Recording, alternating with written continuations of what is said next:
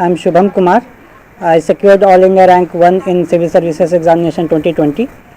मैं कुमरी गांव Kadwa block Katihar district का रहने वाला हूं। मैंने अपनी प्राइमरी एजुकेशन अपने गांव से ही की और फिर मैंने अपना matriculation Vidyavihar residential school Paroda Purnia Bihar से किया और 11th-12th मैंने चिन्मय विद्यालय बोकारो से किया।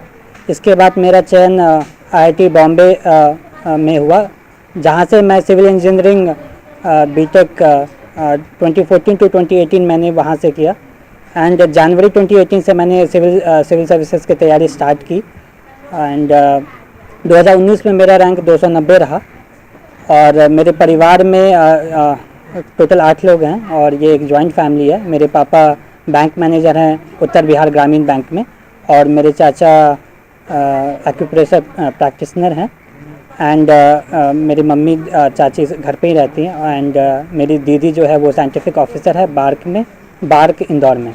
IAS बनने का जो सपना था वो बचपन से ही था एंड जब क्लास 9-10 में मैं था तो मुझे ऐसा लगा कि अगर मैं IIT जाता हूँ तो मेरे लिए एक अच्छा प्लेटफॉर्म मिलेगा। सो मैं वहाँ पे पहले JEE की तैयारी की एंड जब मैं कॉलेज 3rd ईयर में था तो मुझे ये लगा कि अगर मैं लोगों के लिए काम करता हूँ तो मुझे एक डिफरेंट लेवल ऑफ सेटिस्फैक्शन मिलता है। So in my final year I decided और फिर 2018 से मैंने सिविल सर्विसेज की तैयारी स्टार्ट की एंड शुरुआत के 1 साल मैं दिल्ली में कोचिंग लिया एंड 2nd ईयर मैं खुद से फिर तैयारी की। काफ़ी सारे कोचिंग इंस्टीट्यूट मेरा नाम जो है वो डाल रहे हैं कि वो मैं वहाँ का स्टूडेंट हूँ। एक्चुअली जब मैं 2nd अटेम्प्ट में 2019 में जब मैं इंटरव्यू का प्रिपरेशन कर रहा था तो उस समय मैं 10 से 12 इंस्टीट्यूट में मॉक इंटरव्यूज़ दिए थे एंड जो UPSC का जर्नी है वो प्रीलिम्स मेंस एंड इंटरव्यू का स्टेज होता है और इंटरव्यू के टाइम पे ये सारे कोचिंग इंस्टीट्यूट जो हैं वो ऑलमोस्ट फ्री ऑफ कॉस्ट जो है वो मॉक इंटरव्यूज़ कंडक्ट कराते हैं। सो एक कॉन्फिडेंस बिल्ड करने के लिए मैं इन सारे इंस्टीट्यूट के पास गया था और मॉक इंटरव्यूज़ दिए थे और ऐसा लग रहा है कि मैं उनका क्लासरूम स्टूडेंट हूँ, वैसा कुछ नहीं है। मैं 2018 में विज़न IAS से कोचिंग किया था एंड वहाँ पे बेसिक जो है वो आपको कवर होते हैं जो कि आप बेसिक बुक्स पढ़ के भी कर सकते हैं। इसके अलावा मैं कोई और कोचिंग इंस्टीट्यूट में जो है वहाँ से मैंने GS की तैयारी नहीं की थी और जो भी आप देख रहे होंगे पोस्टर्स वो इसलिए है क्योंकि मैं 2019 में वहाँ पे मॉक इंटरव्यूज़ दिया था एंड तीसरी साल जो इस बार का अटैम्प्ट था जो 3rd अटैम्प्ट था 2020 में वो मैं खुद से दिल्ली में एक रूम रह के तैयारी कर रहा था एंड फिर बाद में मैंने ट्रेनिंग भी ज्वाइन किया Indian defence account service that is भारतीय रक्षा लेखा सेवा में और जनवरी 2021 से मैं ट्रेनिंग कर रहा था Faridabad NIFM national institute of financial management में एंड करेंटली मेरी ट्रेनिंग चल रही थी NADFM national academy of defence financial management Pune में। I am from Delhi. I have graduated from Shriram College of Commerce in 2019 and I enrolled in the Dreams 400 scholarship of Lukman IAS in which I studied GS in 2019-2020 batch and I studied all the subjects, polity, economics, ethics and the faculty here, Ansari sir and Lakshmikant sir and other teachers as well. They are all very good and they are very motivating as well as encouraging. So yes, it has been a very important part of my UPSC journey being associated with Lukman IAS and rest is that thank you so much. I would thank Ansari sir for his constant guidance starting from the prelims phase till the interview phase and that's it from my side. Thank you. अगर मैं अपने last attempt और इस attempt को comparison करूं तो मेरे GS general studies में मेरे सिमिलर मार्क्स हैं। लास्ट ईयर मुझे 428 आया था, इस बार मुझे 424 आया और ऐसे में लास्ट ईयर 132 आया था, इस बार 134 आए हैं। मेरा जो बिगेस्ट जंप है वो ऑप्शनल में है। Last year I got around 263 marks 263 marks थे और इस बार मुझे 320 मार्क्स हैं और इंटरव्यू में लास्ट ईयर मुझे 146 थे, इस बार मुझे 176 हैं। सो मैंने कुछ चेंजेस किए। मेरा फोकस ये रहा कि मेंस में अराउंड 50 मार्क्स का जंप अगर मैं करता हूँ तो वहाँ पे मैं फोकस किया कि मैं ऑप्शन पे ज़्यादा फोकस करूँगा। ऑप्शन में मैंने कुछ एक नई किताबें भी पढ़ी और ज़्यादा प्रैक्टिस किया और इंटरव्यू में फिर ये फोकस रहा कि जो कॉन्फिडेंस लेवल है उसको मैं इंक्रीज़ करूँ ताकि इंटरव्यू के अंदर जाके मेरा कॉन्फिडेंस लो ना हो। अब मैं प्रीलिम्स की अपनी स्ट्रैटेजी शेयर करना चाहूँगा क्योंकि 10 अक्टूबर को प्रीलिम्स भी है। मैं इसे पॉइंट वाइज बोलना चाहूँगा। फर्स्ट ऑफ ऑल मैं अपने सोर्सेज को बहुत लिमिट रखा। मैं अपने बेसिक किताबें जो हैं उनको पढ़ाई की, और मेरा खुद का एक क्लासरूम के नोट्स थे जो मैंने कोचिंग फर्स्ट ईयर 2018 में जो मैंने किया था, उसका एक बेसिक मेरे पास नोट्स था। एंड जैसे पॉलिटी में मैं लक्ष्मीकांत पढ़ा, एंड हिस्ट्री में मॉडर्न इंडियन हिस्ट्री में मैं स्पेक्ट्रम पढ़ा। एक मैं डिटेल एक अलग से मैं एक वीडियो बनाऊंगा जो मेरे रिसोर्सेज हैं। मेरा ये फोकस रहा कि एक सब्जेक्ट के लिए एक ही रिसोर्स हो, उसको बार बार रिवाइज़ करूँ। अब इसके अलावा मेरा करंट अफेयर्स के लिए मैंने मंथली मैगज़ीन फॉलो किया विज़न IAS का। एंड प्रीलिम से पहले मैं द हिंदू पढ़ता था रेगुलरली, एंड फिर प्रीलिम्स के बाद the Hindu and Indian express मैं न्यूज़पेपर फॉलो करता था। एंड इंटरव्यू स्टेज में मैंने टाइम्स ऑफ इंडिया भी फॉलो किया। इसके साथ साथ तीसरा पॉइंट ये मैं कहना चाहूँगा कि कोई भी स्टेज के लिए इट इज़ वेरी इंपॉर्टेंट कि आपके पास प्रॉपर प्लानिंग हो। मैंने प्रीलिम्स के लिए एक डिटेल प्लान जो है वो अपने पास रखा था। और फॉर एग्जांपल अगर मैं बताऊं तो अगर प्रीलिम्स डे 0 को है तो लास्ट के 4 दिन मैं फाइनल रिवीजन के लिए रखता था, जहां पे मैं मेरे जो शॉर्ट नोट्स है उसको मैं रिवाइज़ करता था, और जो फैक्ट्स एंड फिगर्स हैं उसको मैं लास्ट के दिनों में रिवाइज़ करता था। फिर डे 4 टू डे 20 फिर 15 डेज़ का जो पीरियड है उसमें मैं अपना सेकंड रिवीजन करता था, जहाँ पे मैं अपने जितने सारे टेस्ट सीरीज़ दिए हैं उसको रिवाइज़ करता था, और जो मेरे खुद के नोट्स हैं उसको रिवाइज़ करता था। ये मेरा सेकंड रिवीजन होता था। और पहला जो एक रिवीजन है वो मेरा होता था ऑलमोस्ट डे 20 टू डे 50। ये 50 डेज़ का ये प्रॉपर प्लान होता था, जो कि मैं प्रीलिम से पहले जो है इसको इम्प्लीमेंट किया था इस बार, और लास्ट ईयर भी मैंने इम्प्लीमेंट किया था। लास्ट ईयर अराउंड मुझे 110-111 मार्क्स से प्रीलिम्स में 2019 CSE में, और इस बार मैं एक्सपेक्ट कर रहा हूँ कि 120 टू 125 रहेंगे। एंड प्री के लिए बहुत ज़रूरी है कि आप ज़्यादा से ज़्यादा टेस्ट लगाएं। 2019 में मैंने 70 से 75 टेस्ट लगाए थे, एंड 2020 में चूँकि टाइम कम था, ऑलमोस्ट 50 डेज़ ही थे रिज़ल्ट के बाद, मैं अराउंड 35 टू 40 टेस्ट लगा पाया था। इसमें मैं जो टेस्ट सीरीज़ है उसको लगाने का मैं 3-4 पॉइंट्स मैं बताना चाहूँगा। पहला कि मैं अलग अलग कोचिंग के टेस्ट सीरीज़ लगाता था। एक विज़न IAS का मैं लगाया था, उनका कंप्लीट टेस्ट सीरीज़ में लगाया था। इसके अलावा मैं वाजीराम, फोरम IAS, ये अलग अलग कोचिंग के आपको ऑनलाइन सोर्सेज से आपको फ्री में भी उपलब्ध है, वहाँ से आप डाउनलोड करके आप उसको लगा सकते हैं। एंड इसके अलावा मेरा एक पीयर ग्रुप था जहाँ पे 3-4 लोग काफ़ी अच्छे से तैयारी कर रहे थे। हम लोग क्या करते थे कि एक गूगल शीट पे एक गूगल शीट बनाते थे और बाकी लोगों के मार्क्स वहाँ पे डालते थे और कंपैरिजन करते थे कि मैं अगर इतना मार्क्स ला रहा हूँ इस टेस्ट में तो मेरे फ्रेंड कितने ला रहे हैं। एंड ये बहुत ज़रूरी है क्योंकि फिर हम लोग जो है डिस्कशन करते थे कि कैसे इंटेलिजेंट गेसिंग को हम लोग बढ़ा सके। प्रीलिम्स टेस्ट सीरीज़ में बहुत अच्छे मार्क्स कभी नहीं आते थे, मुझे अराउंड 80 टू 90 एंड 70 टू 90 के बीच में स्कोर रहता था, बट कंसिस्टेंटली मेरे 80 ऑन एन एवरेज मार्क्स रहते थे। मेरा ये फोकस होता था कि मैं ज़्यादा से ज़्यादा टेस्ट सीरीज़ लगाऊँ और उसको एनालाइज करूँ, अपने वीक एरियाज़ को आइडेंटिफाई करूँ और जो लॉजिक एंड रीजनिंग है उसको डेवलप करूँ, क्योंकि यूपीएससी जो है वो क्वेश्चन जो है वो लॉजिक एंड रीजनिंग पे पूछता है, एंड आप कॉमन सेंस का यूज़ करके ऑप्शंस को एलिमिनेट कर सकते हैं और सही आंसर तक पहुंच सकते हैं। इसमें एक और चीज़ है कि जो टेस्ट का एनालिसिस है वो हम लोग काफ़ी डिटेल में करते थे। लास्ट ईयर मैं अपने रूममेट के साथ, जो कि अभी IAS है बिहार कैडर में ही, उसके साथ बैठ करके मैं टेस्ट सीरीज एनालाइज करता था। जैसे कि हम लोग डिस्कस करते थे कि जो टेस्ट सीरीज़ है वो 2 से 3 इटरेशन में करूँ, 2 से 3 बार में करूँ। पहला बार जो है वही क्वेश्चन को करूँ जिसमें मैं फुल्ली कॉन्फिडेंट हूँ। वो ऑलमोस्ट 1 घंटे से 1 घंटा 10 मिनट लगता था। फिर सेकंड इटरेशन करते थे जिसमें डाउट है, जो 2 ऑप्शंस जो एलिमिनेट कर चुके हैं उसको फिर उस क्वेश्चंस को करते थे। फिर जैसे ही 1 घंटा 35 मिनट होता था तो बबलिंग स्टार्ट करता था मैं, और 7 से 8 मिनट में जितने भी क्वेश्चंस मैं किए उसको बबल करता था। इसके बाद मैं आता था थर्ड इटरेशन में, और जैसे जैसे फिर क्वेश्चन करता था वैसे वैसे बबल भी करता था। आई थिंक अगर आप नंबर ऑफ इटरेशन ज़्यादा करते हैं प्रीलिम्स में, आपका जो इंटेलिजेंट गेसिंग है वो इंक्रीज़ होगा, आप ब्लंडर्स जो है वो कम करेंगे।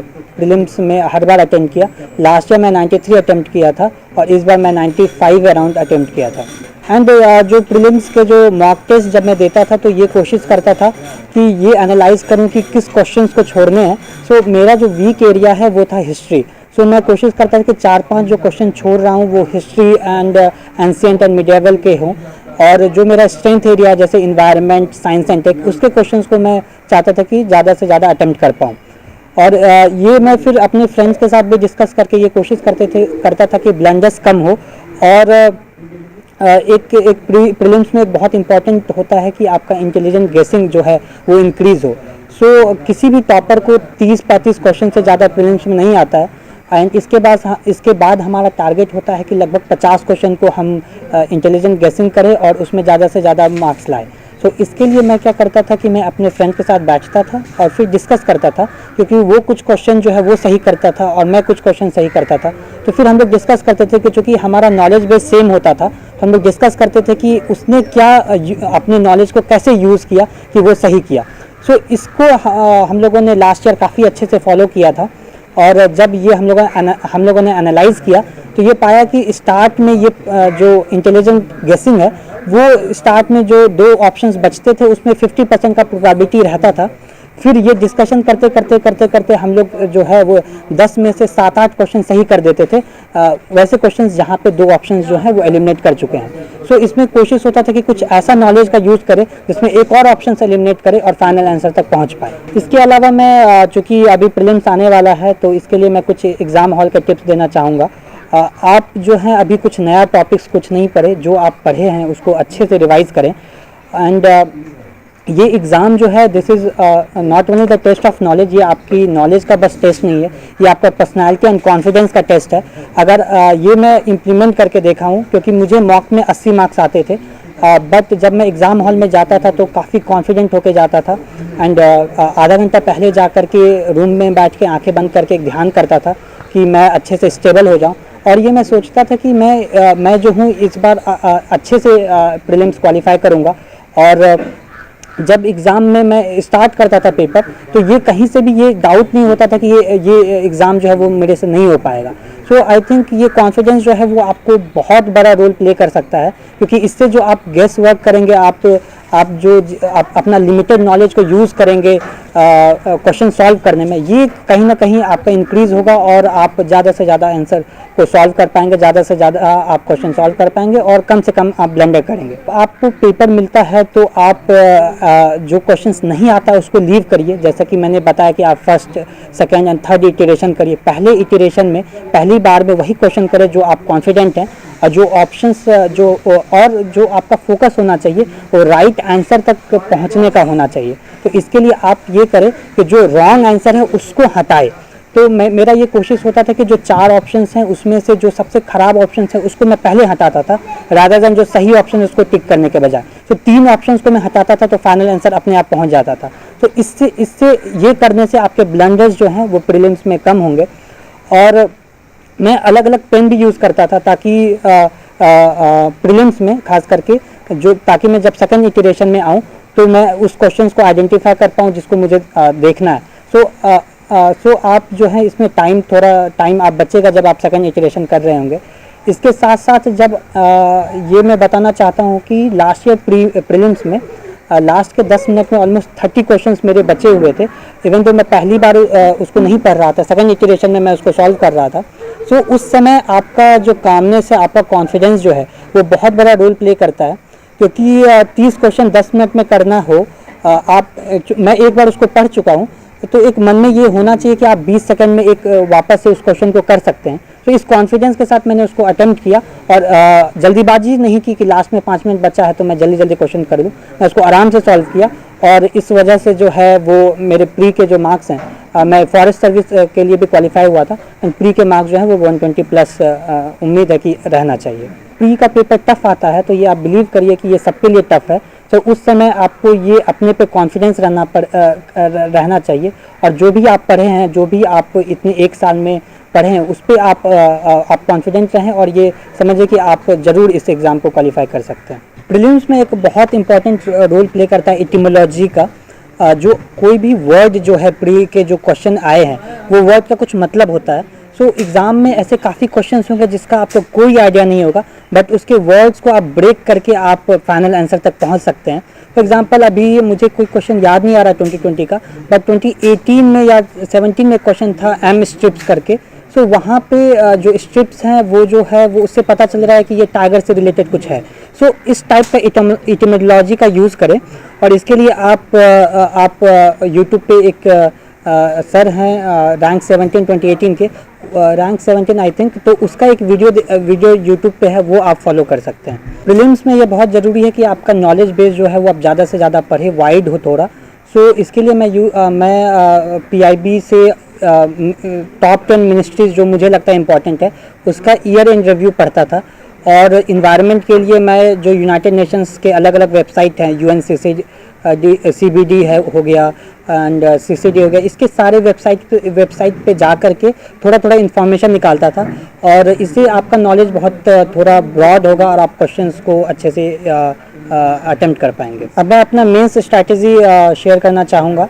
लास्ट ईयर मुझे मेंस में 428 मार्क्स आए थे 428, इस बार मुझे 424 मार्क्स आए हैं 424, एंड मेरे कंसिस्टेंटली डिसेंट स्कोर रहे हैं मेंस में। मैं लाइन एक करके मैं मेंस का स्ट्रैटेजी शेयर करना चाहूँगा। GS 1 में जो लास्ट ईयर भी फॉलो किया और इस बार भी फॉलो किया, वो ये कि जो ज्योग्राफी और हिस्ट्री के क्वेश्चंस हैं, मैं कोशिश किया कि उसमें वैल्यू एडिशन मैं कर पाऊँ, उसमें जो है वो मैं डायग्राम्स बना पाऊँ। सो इस बार के GS 1 में मैंने ऑलमोस्ट 17 to 18 डायग्राम्स बनाए थे, एंड चारों GS का मेरा ये फोकस रहा कि मेरा जो कंटेंट है वो लिमिटेड हो, मेरे जो बुक्स हैं वो लिमिटेड हो। सो इसके लिए मेरे खुद के नोट्स को मैं ज़्यादा से ज़्यादा फॉलो किया, और इसके अलावा जो मेंस के मैं टेस्ट सीरीज़ लगाए थे उससे मैं शॉर्ट नोट्स बनाता था, और टॉपर्स के कॉपीज़ को मैं विज़न IAS के ऐप के थ्रू मैं वहाँ देखता था, और वहाँ से भी मैं कोशिश करता था कि कुछ पॉइंट्स जो हैं जो अच्छे लग रहे हैं उसको मैं अलग से पेज में लिखता था। एंड पूरा मेंस का जो ये जर्नी रहा उसमें 2-3 चीज़ें जो मैं कंसिस्टेंटली फॉलो किया। पहला जो मैं बताया कि लिमिटेड रिसोर्सेज, सेकेंडली कि मैं टेस्ट सीरीज़ जो है वो मैं काफ़ी अटेम्प्ट किया। लास्ट ईयर अराउंड मैं 30 to 35 टेस्ट में लगाया था, और इस साल टाइम कम होने की वजह से मैं ऑलमोस्ट 10 to 15 टेस्ट लगाया था। एंड टेस्ट सीरीज़ भी 2 तरीके के मैंने लगाए, एक डेली आंसर राइटिंग प्रैक्टिस जो कि मैं खुद रूम पे बैठ के 6-7 क्वेश्चन 1 घंटे में करता था, और इसके अलावा हर तीसरे चौथे दिन जो है वो मैं फुल लेंथ टेस्ट एंड जो सेक्शनल टेस्ट है 3 घंटे का वो मैं लगाता था। एंड इसके अलावा मैं फोकस किया कि मेरा प्रेजेंटेशन जो है वो इम्प्रूव हो, और जो वैल्यू एडिशन हैं वो अच्छे से हो पाए, और सारे के मैं शॉर्ट नोट्स बनाता था ताकि मैं एंड में एग्ज़ाम में उसको मैं अपने आंसर में इंक्लूड कर पाऊँ। सो GS 1 में जैसे ज्योग्राफी में मैंने बताया कि मैंने कुछ डायग्राम्स अलग से छाट के रखे थे।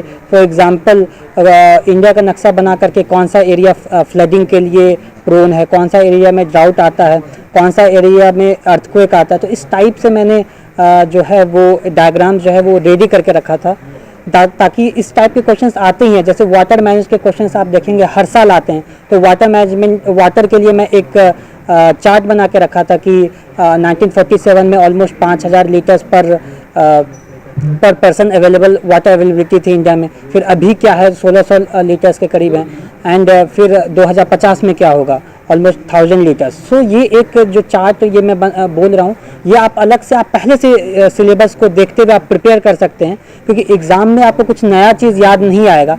जो आप प्रिपेयर पहले से किए हुए हैं और जो आप प्रैक्टिस किए हुए हैं टेस्ट में, वो आप बाकायदा एग्ज़ाम हॉल में आप उसको इम्प्लीमेंट कर सकते हैं। इसके अलावा मेंस के लिए बहुत ज़रूरी है कि आप प्रीवियस ईयर क्वेश्चंस को देखें और प्रीवियस ईयर क्वेश्चन से आप एनालाइज करें।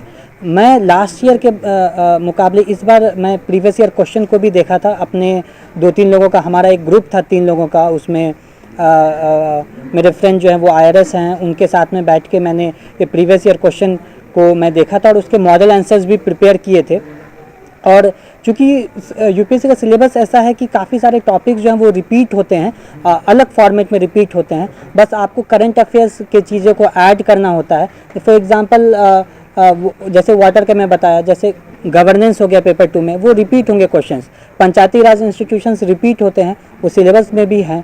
सो आप इन सारे टॉपिक्स का आप शॉर्ट नोट्स बना सकते हैं, और जो करंट अफेयर्स में चीज़ें चल रही हैं उनका आप वैल्यू एडिशन कर सकते हैं ताकि आपका आंसर एक थोड़ा यूनिक हो और एनरिच आंसर हो सके। से मैं कहूँगा कि जो मैं टेस्ट सीरीज़ लगाया था, जो कि GS1 का सिलेबस बहुत वास्ट है, सो जो मैं टेस्ट सीरीज़ लगाया था उसको मैं एज अ अपना नोट्स के तरह उसको मैं रखता था। एंड फॉर एग्जांपल मैंने विजन आईएएस के टेस्ट सीरीज़ लगाए थे, सो उसका मैं नोट्स अलग से रखता था और जो वैल्यू एडिशन चीज़ें हैं वो टॉपिक्स को मैं गूगल करता था और वहाँ से फिर मैं वो अपने नोट्स में डालता था। फॉर एग्ज़ाम्पल हिस्ट्री में जैसे अगर मैं मौर्य एम्पायर के बारे में पढ़ रहा हूँ, सो गूगल करके उसके इमेजेस जैसे मौर्यन पिलर है उसके डायग्राम्स को अपने नोट्स में इंक्लूड कर लेता था। बुद्धिज़्म जैनिज़्म से रिलेटेड कोई डायग्राम्स हैं तो उसको इंक्लूड कर लेता था कि बुद्धिज़्म जैनिज़्म के कहाँ कहाँ साइट्स हैं इंडिया में। सो अगर बुद्धिज़्म जैनिज़्म का कोई क्वेश्चन आया तो इंडिया का नक्शा बना करके कहाँ कहाँ इंपॉर्टेंट साइट्स हैं उसको मैं दिखा देता था। GS2 में मैंने वैल्यू एडिशन के लिए जो सुप्रीम कोर्ट के जजमेंट्स हैं उसको मैं अपने आंसर्स में इंक्लूड करता था।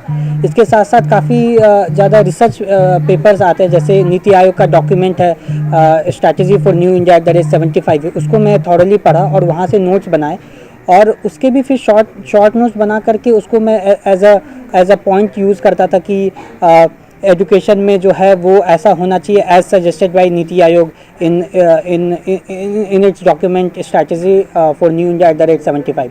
सो जब आप ये वैल्यू एडिशन करेंगे सो ये आपको बाकी और सब कॉपी से आपको आधा 1 मार्क्स करके आपको हर क्वेश्चन में एक्स्ट्रा मिलेगा और जब आप ओवरऑल देखेंगे तो हर पेपर में आप 10 से 15 मार्क्स इंक्रीज़ कर सकते हैं और ओवरऑल आप 60-70 मार्क्स जो है वो GS में इससे आप इंक्रीज़ कर सकते हैं। GS3 के लिए मेरा बेस मेरा जो था वो सेम ही था, मेरे खुद के नोट्स थे। इसके अलावा मैंने टेस्ट सीरीज़ लगाए और जो वैल्यू एडिशन है उसमें मैंने ग्राफ्स का यूज़ किया और ये जो ग्राफ्स हैं वो आप बजट और इकोनॉमिक सर्वे से ला सकते हैं। काफ़ी वहाँ पे ग्राफ्स रहेंगे तो आपको बस ये करना है कि आपको 10 ग्राफ जो हैं 10 से 15 ग्राफ को अलग से सेपरेटली लिख लेना है। आपको डेटा वगैरह जो है ये बजट एंड इकोनॉमिक सर्वे से सेपरेट कर लेना है और एक शॉर्ट नोट्स बना लेना है। तो मेरे पास सारे GS पेपर के लिए मेरे पास 10-10 पेज के नोट्स होते थे जो कि मैं रिवाइज़ करता था अपने मॉक टेस्ट देने से पहले भी और फाइनल एग्ज़ाम में घुसने से पहले भी। सो फॉर एग्ज़ाम्पल GS1 में जैसे मैं बताया ज्योग्राफी के लिए मेरे पास डायग्राम्स थे, हिस्ट्री के लिए डायग्राम्स थे एंड GS2 में मेरे पास जजमेंट्स थे एंड सोसाइटी GS1 में सोसाइटी के लिए मेरे पास डेटा वगैरह थे जो कि मैं 6 से 7 पेज का एक डॉक्यूमेंट था जिसमें मैं सारा डेटा वगैरह इकट्ठा करके रखा था। GS3 के लिए भी डेटा वगैरह काफ़ी थे एंड केस स्टडीज़ वगैरह मैं लिख के रखता था कि अगर एजुकेशन मॉडल है हरियाणा का, फॉर एग्जांपल सक्षम मॉडल है, सो उसको मैं लगता था कि सक्षम हरियाणा एजुकेशन मॉडल, ताकि एजुकेशन से रिलेटेड क्वेश्चन आए तो उसको मैं वहाँ पे यूज़ कर पाऊँ। फॉर एग्जांपल सरल हरियाणा करके एक प्रोग्राम है जहाँ पे गुड गवर्नेंस पे फोकस किया गया है, सो उसको मैं अपने आंसर्स में इंक्लूड करता था। GS4 के लिए मेरा जो प्रिपरेशन था वो बाकी GS की तरह सेम था। मैं काफ़ी डायनेमिक रखा है अपने प्रिपरेशन को और लिमिटेड रखा। सो एक अपने दोस्तों के साथ बैठ करके जो GS4 के जो इम्पॉर्टेंट वर्ड्स हैं एथिक्स में, उन सारे वर्ड्स का एक डेफिनेशन और एग्जांपल्स जो है वो करंट एग्जांपल्स करके एक PDF बनाया था, एक डॉक्यूमेंट बनाया था जो कि 3-4 लोग मिलके हम लोग डिस्कस करते थे और फिर उसको जो भी क्वेश्चंस अगर आता है, जैसे पर्सनालिटी पे आता है या एटीट्यूड पे आता है, एप्टीट्यूड पे आता है, तो ये सारे के डेफिनेशन जो है वो रेडी रखता था और इसके एग्जांपल्स भी रेडी रखता था ताकि अगर क्वेश्चंस वैसे आए तो उनको यूज़ कर पाएँ। इसके साथ साथ एग्जांपल्स के लिए आप न्यूज़पेपर से आप एग्जांपल्स निकाल सकते हैं और मैं ऑनरेबल प्राइम मिनिस्टर के मन की बात को भी सुनता था और वहाँ से जो वो शेयर करते हैं वो काफ़ी सारे एग्जांपल्स शेयर करते हैं। सो वहाँ से मैं एज ए एग्जांपल्स वहाँ से मैं निकालता था और 10 से 15 एग्जांपल्स रेडी रखता था और ये मैं सोचता था कि अगर क्वेश्चंस ऐसे आएंगे तो ये एग्जांपल्स को मैं कहाँ यूज़ कर पाऊँगा, कैसे यूज़ कर पाऊँगा। सो अगर आप पहले से ये सारा चीज़ सोच के रखते हैं तो एग्ज़ाम में आपको आसानी होगी ये सारे एग्जांपल्स को यूज़ करने के लिए। मैंने 15 से 20 एक फ्लो चार्ट भी बना के रखा था ताकि क्वेश्चंस आए तो वो जो फ्लो चार्ट से अगर मैं समझाता हूँ तो वहाँ पे एक टाइम भी बचेगा और एक अच्छा लगेगा एग्जामिनर को चेक करने में कि कुछ अलग किया है। सो ये मैं सारा चीज़ जो है वो मैं एक टेलीग्राम चैनल बनाऊंगा, फिर ये सारी चीज़ें मैं शेयर करूंगा उस पर, सो आप उसको रेफ़र कर सकते हैं। इससे के लिए मैंने कुछ रिसोर्सेज मैंने यूटिलाइज़ किया था। फॉर एग्जांपल मैं योजना जो है लास्ट के 2 साल के योजना को मैं उसका जो पहला पेज है उसको मैं पढ़ा था अंदर में भी कुछ अगर इम्पोर्टेंट मिल गया तो उसको मैं निकाल लेता था। सो ऐसे में ये है कि हमारे पास टोटल 14 to 15 ब्रॉड टॉपिक्स होते हैं। For example farmers, farming, agriculture and health, education, country से related, for example new India. तो इस टाइप के ब्रॉड टॉपिक्स पे आप जो हैं वो प्रिपेयर कर सकते हैं ऐसे में। क्योंकि एग्ज़ाम में टाइम कम होता है और आपको 2 ऐसे लिखने होते हैं, दो ऐसे लिखने पड़ते हैं ऑलमोस्ट 1000 वर्ड्स के हर एक ऐसे। सो आप पहले से जो हैं वो ऐसे के जो ब्रॉड टॉपिक्स हैं उसको आप प्रिपेयर कर सकते हैं।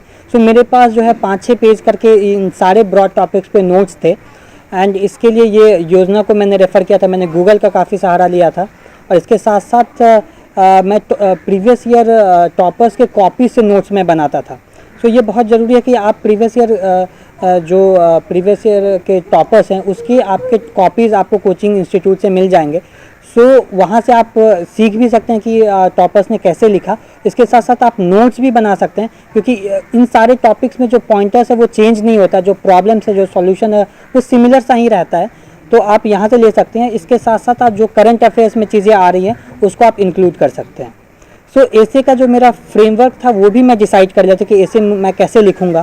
सो शुरुआत में मैं कोशिश करता था कि मैं एक एनेक्डोट से, एक कहानी से शुरुआत करूँ, एंड उस कहानी को मैं पहले एलोबरेट करूँ एक पेज में, और फिर उसको मैं टॉपिक के साथ कनेक्ट करता था सेकंड पेज में कि वो टॉपिक से कैसे कनेक्टेड है। एंड ये जो पूरा इंट्रोडक्शन वाला जो स्टेज है ऐसे में, वो लगभग 2.5 से 3 पेज का होता था। फिर मेन बॉडी आता था जो कि मैं 5 से 6 पेज में लिखता था, जहाँ पे मैं ऐसे को डायमेंशनलाइज करता था। कोई भी टॉपिक है उसको मैं अलग अलग डायमेंशंस में, सोशल, पॉलिटिकल, इकोनॉमिकल, एडमिनिस्ट्रेटिव, फिर क्लाइमेट चेंज, ये सारे जो एरियाज़ है, इन्वायरमेंट, ये सारे एरिया में डायमेंशनलाइज करता था, ताकि ऐसे जो है वो ब्रॉड हो सके। ज़्यादा से ज़्यादा टॉपिक को मैं ब्रॉड करता था। फिर मैं अगले 3 पेज में कुछ क्वेश्चंस पूछता था कि कैसे इस चीज़ को अचीव कर सकते हैं। अगर कोई भी प्रॉब्लम्स वाला एरिया, फॉर एग्जांपल अगर हेल्थ है, तो क्वेश्चन पूछता था कि हेल्थ में क्या प्रॉब्लम्स हैं, क्या चीज़ें हैं, उसका क्या सॉल्यूशन है। सो ये सारी चीज़ों को मैं 3 पेज में फिर लिखता था।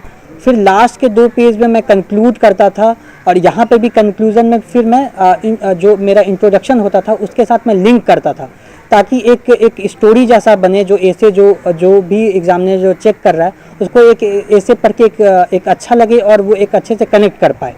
और ऐसे में अगर आप कोट वगैरह यूज़ कर सकते हैं तो आप कोट्स यूज़ कर सकते हैं।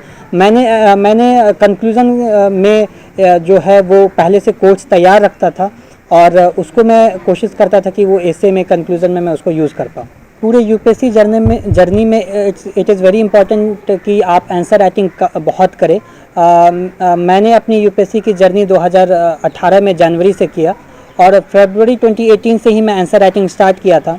सो यहाँ पे ज़रूरी है कि आप बहुत छोटे टारगेट रख के स्टार्ट कर सकते हैं। मैं स्टार्टिंग में बस एक क्वेश्चन हर दिन लिखता था, एंड ये मैं 1 महीना तक किया था, फरवरी पूरा। एंड फिर मैं प्रीलिम्स का तैयारी में लग गया था, एंड फिर प्रीलिम्स के बाद फिर मैं आंसर राइटिंग को कंटिन्यू रखा। सो आंसर राइटिंग आप जल्द से जल्द स्टार्ट कर सकते हैं। आप जब 1-2 टॉपिक जब आप पढ़ लें, for example polity and economics, and अगर आप न्यूज़ फॉलो कर रहे हैं तभी से आप आंसर राइटिंग स्टार्ट करें, क्योंकि एक दिन में आंसर राइटिंग ऐसी चीज़ है जो कि आपको एक दिन में नहीं आएगा। आपको कंटिन्यूस एंड कंसिस्टेंटली आपको मेहनत करना पड़ेगा। आंसर राइटिंग के लिए मैंने कुछ ऑनलाइन सोर्सेज को भी रेफ़र किया था। फॉर एग्जांपल क्वेश्चंस जो हैं आप गूगल करके आप क्वेश्चंस निकाल सकते हैं। फॉर एग्जांपल आई एस बाबा एक ऑनलाइन वेबसाइट है, इनसाइट्स ऑन इंडिया एक वेबसाइट है, वहाँ से आप डेली क्वेश्चंस वहाँ से निकाल सकते हैं। अगर आपको कहीं से क्वेश्चंस नहीं मिल रहे हैं तो आप प्रीवियस यूपीएससी के वेबसाइट पे जाइए, upsc.gov.in, वहाँ से आप प्रीवियस ईयर क्वेश्चन को डाउनलोड करिए, और प्रीवियस ईयर क्वेश्चन को आप एक एक करके आप आंसर राइटिंग प्रैक्टिस कर सकते हैं। आंसर राइटिंग में 3-4 चीज़ें इंपॉर्टेंट है। फर्स्टली कि आपका एक वेल स्ट्रक्चर होना चाहिए। मैं हमेशा से introduction, main body and conclusion हमेशा से हर क्वेश्चन में लिखा। इनफैक्ट अगर 2 मिनट भी अगर मैं लिख रहा हूँ तो मैं पहले इंट्रो देता था, फिर मेन बॉडी लिखता था, फिर कंक्लूजन लिखता था, और सारा का सारा जो पॉइंट्स होते, जो आंसर होता था वो मेरे पॉइंट्स में होते थे। मैं कोशिश करता था पॉइंट्स में लिखूँ। कभी कभी जो GS 4 एंड GS 2 के क्वेश्चंस होते हैं वो काफ़ी एनालिटिकल होते हैं, तो वहाँ पे आप पैराग्राफ फॉर्म में शिफ्ट कर सकते हैं। लेकिन यहाँ पे भी आपको ध्यान देने का ज़रूरत है कि आपका जो पैराग्राफ हो 3-4 मैक्सिमम 5 लाइन से ज़्यादा नहीं होना चाहिए। सो आप अगर आप पैराग्राफ में लिखते हैं तो फ्रीक्वेंट पैराग्राफ चेंज करिए। अगर आप पॉइंट्स में लिखते हैं तो आपके पॉइंट्स जो हैं वो 3-4 लाइन से ज़्यादा के नहीं होने चाहिए। एंड सेकेंडली मैं फोकस करता था कि अगर 10 मार्कर क्वेश्चंस हैं सो उसको मैं 2 भाग में डिवाइड करता था, एंड 15 मार्कर के क्वेश्चंस को मैं 3 सब क्वेश्चंस में डिवाइड करता था। एंड मैं कोशिश करता था कि ये डिवाइड करने के बाद मैं 10 मार्कर में 5 + 5 10 पॉइंट्स लिखूं, एंड 15 मार्कर में मैं 15 पॉइंट्स लिखूं, 5 + 5 + 5। और जो आंसर है वो आपका ऑप्टिमिज्म में एंड होना चाहिए। ऐसा नहीं लगना चाहिए कि आप बहुत निगेटिव पर्सन है। आपको इश्यूज़ को हाईलाइट करना है, but at the same time आपको सॉल्यूशन भी प्रोवाइड करना है, और ये दिखाना है कि आप एक पॉजिटिव माइंडसेट के व्यक्ति हैं। जैसा कि मैंने GS 1 से GS 4 में बताया कि आपको वैल्यू एडिशन करना है, और वैल्यू एडिशन के लिए आपके पास शॉर्ट नोट्स होना चाहिए जो कि आप आंसर्स में इंक्लूड कर सकते हैं। एंड आंसर राइटिंग में एक बहुत ज़रूरी है कि आपका टाइम मैनेजमेंट सही से हो, क्योंकि आपको 3 घंटे में 50 पेज लिखना होता है, और ये काफ़ी ड्रेनिंग सा टाइम होता है। सो अगर आप पहले से बहुत प्रैक्टिस किए हुए होंगे अपने रूम पे या टेस्ट सेंटर में जाके, तो एग्ज़ाम में आप जो है वो 3 घंटे में 50 पेज लिख पाएंगे। सो इसके लिए बहुत ज़रूरी है कि जो भी आप आंसर राइटिंग कर रहे हैं वो टाइम लिमिट के साथ करें। शुरुआत में मैं क्या करता था कि जो टाइम लिमिट को उसको ब्रीच करता था, फिर मुझे ये रियलाइज़ हुआ कि अगर मैं टाइम लिमिट में नहीं लिख रहा हूँ तो एग्ज़ाम में भी मैं नहीं लिख पाऊँगा। सो इसलिए आप 7 से 8 मिनट में 10 मार्कर क्वेश्चन को लिखें, और 11 से 12 मिनट में 15 मार्कर को लिखें। ये बहुत ज़रूरी है कि आप सारा क्वेश्चन जो है वो एवरेज लिखें, रादर देन कि आप 5 क्वेश्चन को बहुत अच्छा लिख रहे हैं और फिर 15 क्वेश्चन में आप बहुत हड़बड़ी में लिख रहे हैं। सो इट्स वेरी इंपॉर्टेंट कि आप सारे क्वेश्चंस को अच्छे से अटेम्प्ट करें, क्योंकि सारे क्वेश्चन जो है शुरुआत के 10 क्वेश्चन 10 मार्कर के होते हैं, फिर लास्ट के 10 क्वेश्चन 15 मार्कर के होते हैं। सो आप हर एक क्वेश्चन को इक्वल टाइम दें और हर एक क्वेश्चन को अच्छे से लिखें। प्रिपरेशन में बहुत ज़रूरी है कि आपका एक प्रॉपर शेड्यूल और एक प्लानिंग हो। सो मेरा एक हमेशा से एक ब्रॉड प्लान होता था कि प्रीलिम से 2 महीने पहले मैं क्या करूँगा, प्रीलिम्स और मेंस के बीच में क्या करूँगा, मेंस के बाद क्या करूँगा। तो एक ब्रॉड एक प्लान हो। फिर 1 साल 1 से 1.5 साल का जो मेरा प्रिपरेशन फेज़ था 2018 to 2019, फिर 2019 to 2020। सो उसमें एक ब्रॉड प्लान रखें कि आप चीज़ों को किस समय पढ़ रहे हैं। इसके अलावा आप एक मंथली प्लान रखें और फिर डेली प्लान रखें। सो मैं अपने स्टडी टेबल के आगे एक प्लानिंग का एक नोट्स में चिपका के रखता था, एक टाइम टेबल का, कि मैं इतने घंटे पढ़ रहा हूँ, मैं इतने बजे से इतने बजे पढ़ रहा हूँ। और चीज़ों को आप जितना माइन्यूटली प्लान करेंगे उतना आप अच्छे से एग्जीक्यूट कर पाएंगे। सो डेली का मैं टारगेट रखता था, और इवन अगर मैं 70% या 60% भी अचीव कर पा रहा हूँ अपने टारगेट को, तो ये मैं समझता था कि मैं अच्छा कर रहा हूँ, और फिर मैं उसको रीप्लान करता था। So planning and time management can play a very big role. So आपका ऐसे नहीं होना चाहिए कि आप 1 हफ्ता पूरा वेस्ट कर दे रहे हैं पूरे ड्यूरेशन में। आप ब्रेक ले सकते हैं, बट आपको पता होना चाहिए कि आपका टाइम कहाँ जा रहा है। अभी मैं कुछ डूज एंड डोंट्स डिस्कस करने की मैं करना चाहूँगा। फॉर एग्ज़ाम्पल मेरे लिए क्या वर्क किया, मेरे लिए टाइम प्रॉपर प्लानिंग काफ़ी वर्क किया। मेरे पास हमेशा से एक ब्रॉड स्ट्रैटेजी रहा। फिर इसके साथ साथ मेरे पास हमेशा से एक अच्छा पीयर ग्रुप रहा, जो 3-4 लोगों का मेरा क्लोज ग्रुप था वो रहा। वहाँ से फिर लोग अभी सर्विस में भी है। एंड फिर प्रीलिम्स के बाद लास्ट ईयर में 2019 में मैंने लाइब्रेरी ज्वाइन किया था, और फिर लाइब्रेरी जो है वो आप स्टडी रूम की तरह होता है, वहाँ पे आप जाके पढ़ सकते हैं, वहाँ पे बाकी लोग भी पढ़ते हैं। सो अगर इससे मुझे काफ़ी मोटिवेशन मिला, और एक लंबे आवर्स तक मैं पढ़ाई कर पाता था।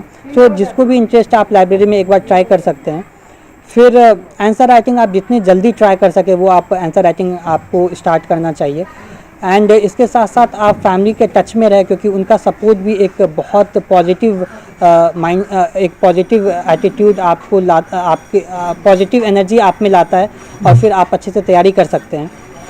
एंड कुछ डोंट्स मैं कहना चाहूँगा, जैसे कि मैं सोशल मीडिया प्लेटफॉर्म से दूर रहा। आप चाहे तो आप यूज़ कर सकते हैं, बट जब मैं ये देखा कि मैं सोशल मीडिया प्लेटफॉर्म पे रहता हूँ तो मैं अच्छे से तैयारी नहीं कर सकता हूँ। सो जो भी नेगेटिव एक्सटर्नलिटीज़ होती हैं, जो भी आपको डिस्टर्बेंस क्रिएट करती हैं, उनसे आप दूर रहें। आप ये मत सोचिए कि कोई आदमी क्या सोचेगा अगर मैं उसको नहीं बोलूँगा। अभी आप कोशिश करें कि आपकी तैयारी 2 साल अच्छे से हो, एंड बाकी जब आप रिज़ल्ट आएगा तो सारे लोग फिर आपको प्रेज़ करेंगे। सो आप अपने जो भी नेगेटिव फ्रेंड्स हैं या जो भी आपको डीमोटिवेट करते हैं उनसे आप दूरी बना के रखें, और आप कम से कम सोर्सेज को रेफ़र करें, आप बार बार रिवाइज़ करें रादर देन नए नए टॉपिक्स पढ़ने से। एक और कन्फ्यूज़न होता है कि इतने सारे टॉपर्स अलग अलग बातें कहते हैं, किसको फॉलो करना चाहिए। आप सारे टॉपर्स की बातें सुनें, फिर अपना स्ट्रेंथ एंड अपना वीकनेस एरिया को देखें और अपने अनुसार एक आप प्लान करिए, क्योंकि ये एग्ज़ाम जो है वो आपके खुद का भी एक पर्सनालिटी टेस्ट है। आपके खुद का जो स्ट्रेंथ वीकनेस एरिया है उसके अकॉर्डिंग आप प्लान करेंगे तो आपको ज़्यादा से ज़्यादा मार्क्स मिलेगा। लास्ट ईयर मुझे इंटरव्यू में 146 मार्क्स आए थे एंड इस बार मुझे 176 आए। इंटरव्यू में ऑलमोस्ट 30 मार्क्स का जंप इस बार है। सो मेरा जो सबसे दिक्कत वाला ये पार्ट ये था कि मेरा कॉन्फिडेंस लेवल थोड़ा डाउन रहता था। सो इस बार के इंटरव्यू स्टेज में मैंने फोकस किया कि मैं ज़्यादा से ज़्यादा नॉलेज की तरफ नहीं भागूंगा, मैं अपना कॉन्फिडेंस लेवल को इंक्रीज़ करूंगा। और इसके लिए मैं नए नए लोगों से बातचीत करना स्टार्ट किया। जब मैं सर्विस ज्वाइन किया तो मैं कोशिश किया कि मैं ज़्यादा से ज़्यादा लोगों से इंटरेक्ट करूं। एंड इसके साथ साथ मैं कुछ मिरर प्रैक्टिस भी किया कुछ दिनों तक। आप अपने बैकग्राउंड को देखते हुए आप कुछ क्वेश्चंस को प्रिपेयर कर सकते हैं और आप मिरर के सामने बैठ करके आप प्रैक्टिस कर सकते हैं। आप देख सकते हैं कि आपका एक्सप्रेशन क्या आ रहा है, आप कैसे जवाब दे रहे हैं। एंड कोशिश करें कि आप इंटरव्यू में जब जाएं तो आप कॉन्फिडेंस लेवल आपका हाई रहे और आप स्माइल करते रहें, क्योंकि वहाँ पे आपका जो इंटरव्यू है it is a test of personality and not knowledge. ये बहुत बार बहुत सारे टॉपर्स बोल चुके हैं। सो आप कोई भी क्वेश्चंस आए तो उसको नर्वस नहीं होना है, आप कॉन्फिडेंटली सारे क्वेश्चंस को आपको फेस करना है।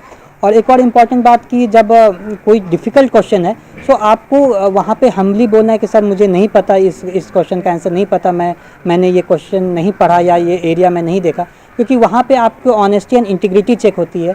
अगर आप अच्छे से अगर आप बोलते हैं कि आपको नहीं पता, ये भी एक आंसर ही है एंड वो आपको प्रेज़ करेंगे इसके लिए। इंटरव्यू के लिए आपका इंडिविजुअल प्रेफरेंस जो है वो मैटर करता है। अगर आपको लगता है कि आप मॉक इंटरव्यूज़ अटेंड करके आपका कॉन्फिडेंस लेवल अप हो रहा है, आपका प्रिपरेशन अच्छे से हो रहा है, तो आप मॉक इंटरव्यूज़ दे सकते हैं। लास्ट ईयर मैंने ऑलमोस्ट 10 to 12 मॉक इंटरव्यूज़ दिए थे और इस साल मैंने 2 ही मॉक इंटरव्यूज़ दिया, क्योंकि एक तो मैं दिल्ली में था नहीं और मुझे ये लगा कि मुझे कॉन्फिडेंस लेवल पे वर्क करना है और मुझे अपने पे ज़्यादा वर्क करना है रादर देन कि मैं मॉक वहाँ दूँ। लेकिन अगर आपको लगता है कि अगर आप मॉक दे के आपका कॉन्फिडेंस लेवल अप होता है तो आप मॉक्स दे सकते हैं। आप कोशिश करिए कि आपका जो मॉक हो वो उससे आप सीखें और वहाँ का जो एडवाइस आपको मिल रहा है वो आप जो है वो सेलेक्टिवली आप एडवाइस ले सकते हैं। ज़रूरी नहीं है कि आप सारा एडवाइस लें, क्योंकि मॉक में बहुत बार ऐसा होता है कि आपको ग्रिल करते हैं, आपको गलत एडवाइस भी दे सकते हैं। सो आप अकॉर्डिंगली अगर आप इंटरव्यू स्टेज तक पहुँचे हैं सो आप अकॉर्डिंगली आप उस चीज़ को सेलेक्ट कर सकते हैं कि आपके लिए क्या इंपॉर्टेंट है। मैं ये मानता हूँ कि कोचिंग जो है वो बहुत इंपॉर्टेंट नहीं है इस एग्ज़ाम के लिए, क्योंकि यूपीएससी का सिलेबस ऐसा है कि आप घर बैठ के भी तैयारी कर सकते हैं। आप ऑनलाइन सोर्सेस एंड जितने भी बुक्स हैं वो ऑनलाइन आप एक्सेस कर सकते हैं। इसके लिए जो यूपीएससी का सिलेबस है वो आपको पता होना चाहिए और आप उस टॉपिक्स को गूगल करके फॉर एग्ज़ाम्पल अगर गुड गवर्नेंस है या एथिकल गवर्नेंस है सो उसको आप डालिए और आगे यूपीएससी लिख दीजिए, तो आपको काफ़ी सारे वेबसाइट्स मिल जाएंगे जहाँ से आप इस टॉपिक पे आप जो है वो कंटेंट जो है वो आपको मिल सकता है। सो ऐसे करके आप पूरा का पूरा तैयारी जो है वो बिना कोचिंग का भी कर सकते हैं। बट इसके साथ साथ ये ज़रूरी है कि आप आंसर राइटिंग करें। आंसर राइटिंग के लिए आप या तो प्रीवियस ईयर क्वेश्चन का यूज़ कर सकते हैं या जो कोचिंग के जो टेस्ट सीरीज़ है वहाँ से आप मदद ले सकते हैं। जो भी यूपीएससी एस्पिरेंट है उनके लिए मैं 2-3 चीज़ें कहना चाहूँगा कि फर्स्टली आपको बिलीव करना चाहिए, बिलीव ये रखना चाहिए कि अगर आप अलग अलग इमोशंस के थ्रू गुजर रहे हैं, आप लो फील कर रहे हैं, आप फियरफुल हैं, सो ये सारे टॉपर्स जो हैं जो लिस्ट में आए हैं वो भी इस फेज़ से गुजरे हैं। सो आपको अपने पे एक कॉन्फिडेंस रखना चाहिए, रहना चाहिए और आपका एक प्रॉपर प्लानिंग होनी चाहिए एंड आप पॉजिटिव रहें और मोटिवेटेड रहें पूरे जर्नी में। आप अगर नंबर ऑफ़ अटेम्प्ट्स आपके इंक्रीज़ हो रहे हैं सो आप ये कोशिश करें कि आपका इंक्रीमेंटल इम्प्रूवमेंट हो, हर मेंस में हर इंटरव्यू में आपके मार्क्स बढ़े। डीकेटी के थ्रू मैं टॉपर्स के काफ़ी सारे वीडियोस में देखता था, बिकॉज़ ये मेरे लिए एक मोटिवेशन का काम करता था और जब भी मैं लो फील करता था सो मैं काफ़ी सारे टॉपर्स के वीडियोस DKT पे और अदर प्लेटफॉर्म्स पे भी मैं देखता था और फिर मोटिवेटेड रहता था। मैं कुछ कोट्स जो हैं वो अपने टेबल के आगे चिपका के रखता था। फॉर एग्जांपल मैं ये लिख के रखता था कि I will become a better version of myself. And दूसरा मैं लिखता था कि the more you sweat in peace the less you bleed in war. So आप जितना प्रैक्टिस करेंगे अपने रूम पे बैठ के अपने अपने पीयर ग्रुप में, उतना आपको आसानी होगा मेन एग्ज़ाम में।